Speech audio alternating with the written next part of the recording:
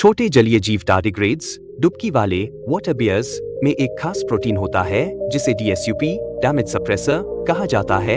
ये प्रोटीन उनके DNA को रेडिएशन और ऑक्सीडेटिव हाइड्रोक्सिल नुकसान से सीधे चिपककर बचाता है। और सरप्राइजिंग बात, वैज्ञानिकों ने यह प्रोटीन मानव कोशिकाओं में भी डालकर देखा है और उन कोशिकाओं में DNA नुकसान कम हुआ। मतलब एक माइक्रोस्कोपिक सर्वाइवर के हिस्से से हमारी कोशिकाएं भी थोड़ी ज्यादा टिकाऊ बन सकती हैं, लैब में दिखा गया। फैक्ट जानकर अच्छा लगा हो तो वीडियो को लाइक और चैनल को सब्सक्राइब जरूर कर लीजिएगा। मिलते अगले फैक्ट वीडियो के साथ, तब तक के लिए बाय।